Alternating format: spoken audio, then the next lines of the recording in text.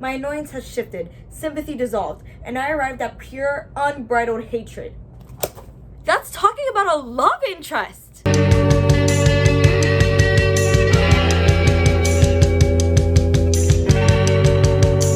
what's up? It's Via, and I'm gonna be talking about probably one of the most popular book series that I've seen circling around booktok. We're talking about the Shatter Me series. Oh my god, I wish I had the Shatter Me series here!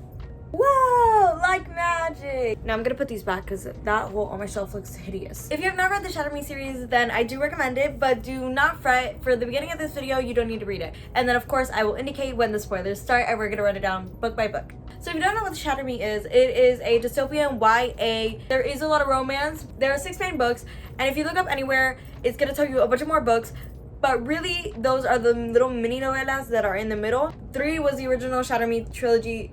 3 came after, essentially. There is this girl, this girl Juliet is locked up in an insane asylum because her touch is lethal. She has this power that she discovered pretty traumatically, that if she touches something, it dies. And one day this guy, he comes, earns her trust, breaks her out, and this is the story of Juliet coming to terms with herself and bringing like a change to her world, because her world is taken over by this thing called the reestablishment, because basically it's a dystopian. So the world like fell to pieces and the reestablishment took over and rebuilt everything. We do not like the reestablishment. So Juliet goes against it. The first 3 are better as a series. They're more cohesive.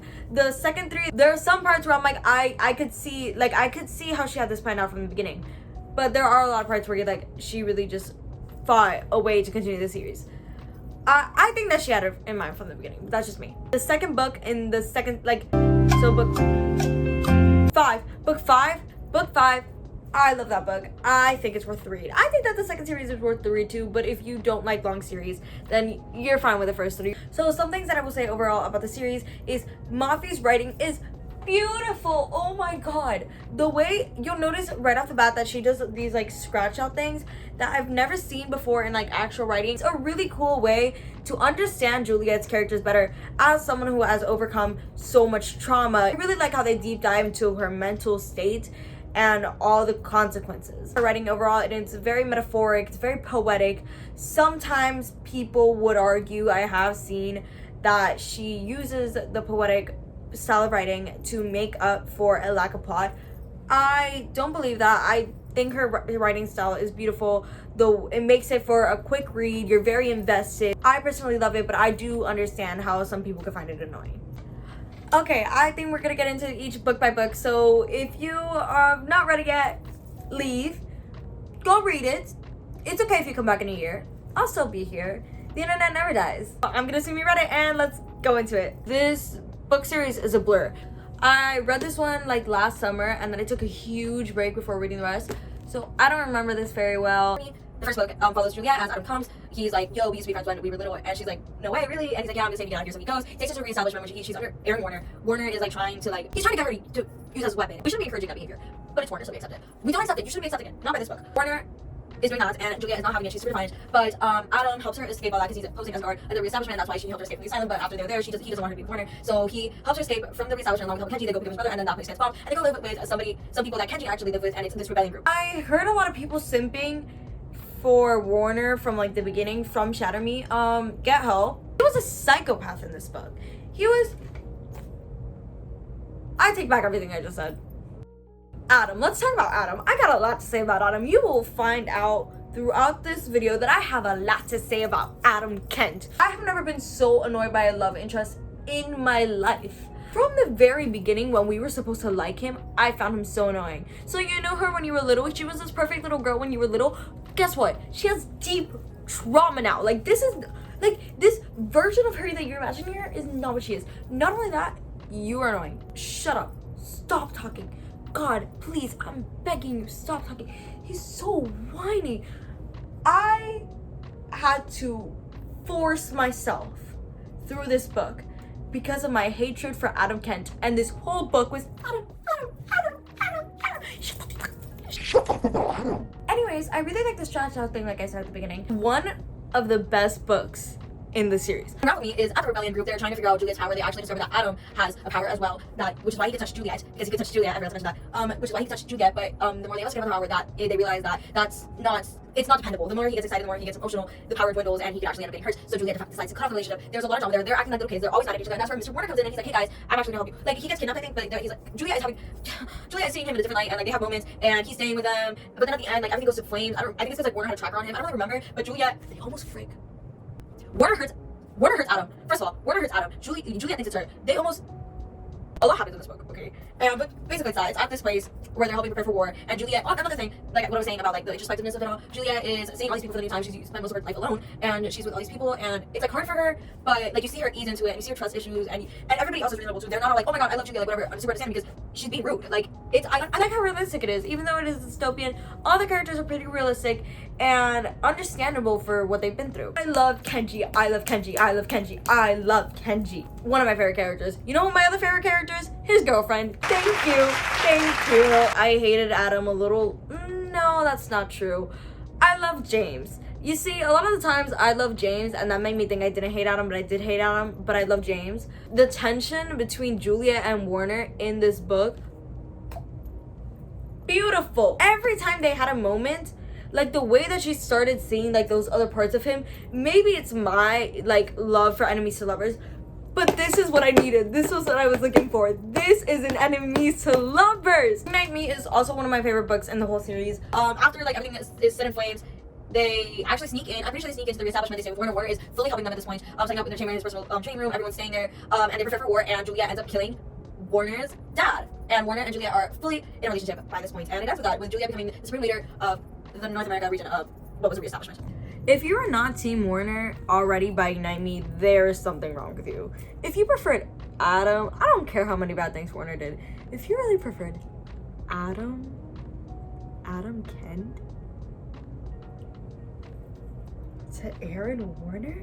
Something that I appreciate about the Shatter Me series is how much it takes a deep dive into the characters' inner word self, and it's a really introspective series of books. Even with all the fighting and all the powers and everything, you get a good sense of Juliet's character and what she's going through, as well as Kenji's, who I love, and finding out like how much he had also gone through, even though he's like depicted as this like happy character. Like, he is the emotional stability of the group. He is the sunshine. He is the happiness. He's the first one to crack a joke even when things get hard. He's such a rock, and the fact that we see like his innermost struggle, Juliet's struggle, even Warner's struggle. Like, I love how character centric this series is. Warner's power is so creative and like well done, not only to like obviously get him to touch Juliet, but the fact that such a stone cold character can sense everybody's emotions, and like that's the reason why he was so in love with Juliet, who seems so emotionally closed off to everyone. Like, I just really think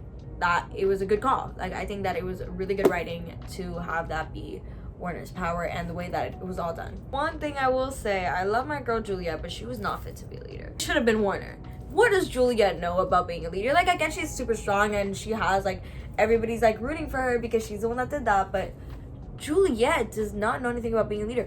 Juliet hardly has people skills. She spent her life locked away. Juliet should not be in charge of a continent. I needed someone to restore my faith in this book series after Restore Me. Juliet's in charge of the establishment now, and all the kids of the different like leaders, because there's like this summit happening or something, so all the kids of all the leaders are coming to visit, starting with Nazira, love you girl. So she's trying to get like a good time for everybody, so the kids start visiting, but there's like something wrong, and they don't realize what, and Juliet gets like, everyone's super suspicious. This whole book is them just being suspicious, and Juliet how to be part of the establishment, and Juliet and Warner fighting all the time, because Warner is just so distant all of a sudden and doesn't tell her anything. This one, a lot of secrets are revealed about Juliet's past, a lot of the kids' past. I didn't like it. It was one of the books that I didn't like. We're getting into the second series. He's in a relationship with Warner. That's like literally the only pro about lies. I lied. You are like Papa. Let's get into my favorite character. I love her. I love her and Kenji. I loved her and Kenji from the beginning because obviously I love Kenji and I want him to be happy, and the way that he was like a little significant and she was not having it, and it's like literally like Grumpy and Sunshine, but she's a Grumpy and he's a Sunshine, but not, he's like not really he's deeply traumatized, and I love him so much. I love him so much because individually both of their characters I love, because Naziro, she is exotic, and the way I love her. I love Naziro. I saw someone on TikTok be like, oh, I love Nazira and hijabi representation. That just made me so happy. I'm like, yes, Punjabi representation. The other side that it is problematic to have Muslim characters in dystopian fantasy series because it undermines the whole religion, especially in stuff like the Norse Rick Riordan series. I forgot what the name is, because how are you going to have literal Norse gods exist but say that you believe in Allah? But I think that Tahira Mafi, being a Muslim like writer, kind of knew what she was doing. That's literally the only important thing about this book, because the whole thing is a snooze fest. I didn't find it bad. It wasn't bad. It was just boring. I never mentioned this. Adam and Warner are brothers. Obviously, so is James. And Warner really wants to be brothers with James, but Adam doesn't want to tell James. One thing that this book does achieve is, again, getting insight into Warner's backstory and how it affected him. I'm realistic that he's mourning his dad, even though he hated him. Defy me! Yeah! I love this book. I also really like this book.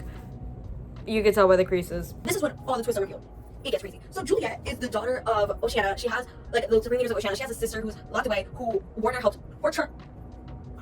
And she's been locked away. She's like being used for power. She's being tortured, and literally the whole world is fueled off of her, because it's not as bad as they described. Like the reestablishment line, it's not as bad as they described. But Emmeline has this power to create illusions similar to Juliet, and oh my god, everyone's power is on purpose. Oh my god, Juliet's whole life is a lie. She was literally placed under her abusive parents on purpose. She was sent to the asylum to get under control. She was sent to Warner's because his dad like literally planned it out, and it's crazy. It's crazy how manipulative Anderson is. They're actually doing this book. I don't remember. Actually, it's at the end of this one where everybody, Nazira is like, hey guys, I'm on your side. Julia gets shot. Nazira's like, hey guys, I'm on your side.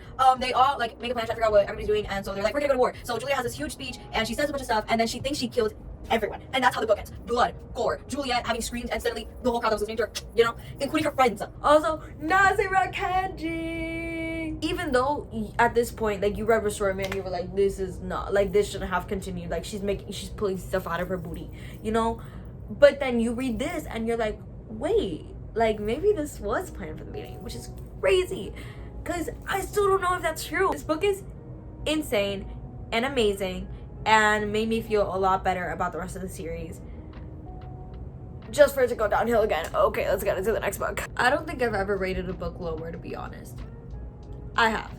No, I haven't. Emily's taking over her mind, and then there's like this tornado freak thing. Everybody finds out what they are at the sanctuary. Everything gets exploded for the second time, which is really sad. Like, everybody dies. Warner like takes out a million people. He's like basically a celebrity at this point. Ella, Juliet, whatever, gets kidnapped again. Yeah, she gets kidnapped again after that whole crisis where her and her sister like joined. The most unsatisfying ending to any book series. How are you gonna have 6 books with a bunch of novellas in between and then the worst ending possible? The way that they resolved everything was so lazy. Like, that was literally the most unremarkable turn of events ever. Like, I get that to do something like even crazier, you would have to extend the series, or you could have just made Restore Me not feel like watching paint dry. It wasn't even fast paced. It was just so like it was just so unsatisfying. The whole thing with Emmeline like invading Ella's mind just for like whatever. Like, I understand the point of it, but I don't think it needed to happen. I think that we wasted a bunch of time at the beginning of the book. That was such a boring plot, and I was just waiting for her to wake up. I read this for Nazir and Kenji. I don't think Warner even got a POV in this. Warner wasn't acting like himself. Adam. Let me tell you about Adam. Yellow is meant for like my favorite things, or like the best things, or like the craziest things. This is yellow because of how passionate I am about it. I hate Adam Kent. Every redeeming quality I already had to dig for is out the window. My annoyance has shifted, sympathy dissolved, and I arrived at pure, unbridled hatred. I can see why he did what he did in page 202, but I literally don't care. Who freaking who? Everyone is going through a hard time, and he is selfish, disloyal, coward, who is still whiny and annoying. So sincerely, I've tried not to swear my annotations. But like I said since the start, hashtag frick Adam. I hate this man. James finding out Warner is his brother in literally the most unsatisfying way ever, because that's just the tagline for this book. The conversation was so insincere and dead, and I know feelings aren't Warner's things, but we've gotten a lot of sentiment of Warner throughout this. He wanted a brother so bad, and after all of this, James finally finds out, and it's like he doesn't care. Like, it doesn't make sense with Warner's character. And I know he's working over Juliet, but then why did she have to do it then? After all so many opportunities, why did she have to do it then?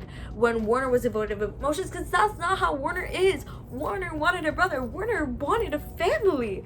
Like, that is such a terrible thing to do to his character. Like, not as like a bad thing to happen to him. No, like, you as an author, why would you do that to his character? Writing is hard. writing is hard. I'm not shaming the author at all. Tahara Mafi, I love you. I think your writing style is beautiful, but I have a lot of grievances with this book, and I think that's fair. Please read this series. I do love this series. I'm so emotionally attached. I screamed a million times about mainly Kenji because I love Kenji, and Nazura because I love Nazura, and Warner because I love Warner, and I kind of do like Juliet.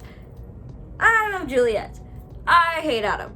I like James. He's cute. All the other side relationships are adorable. I love all the representation. It's so diverse, especially when we get to, oh my god, I think it's the cutest thing ever. However, like, so many people got to have their language, like their native language in this book. Because I know that every time I saw it in Spanish and I didn't have to like Google Translate, like I just understood it because like that's Spanish, like that's my first language. I got so happy. Everybody like probably like felt the same when they were reading their languages, and I just love how the whole reestablishment idea like sets that up, and like, because logically it would set that up, but I love how she took advantage of that to give so much representation and so much diversity, and it did not feel forced at all. Dan Kenji, that's all I have to say. Follow me on Goodreads, by the way. Adam Hate Club. That's all I gotta say. Bye.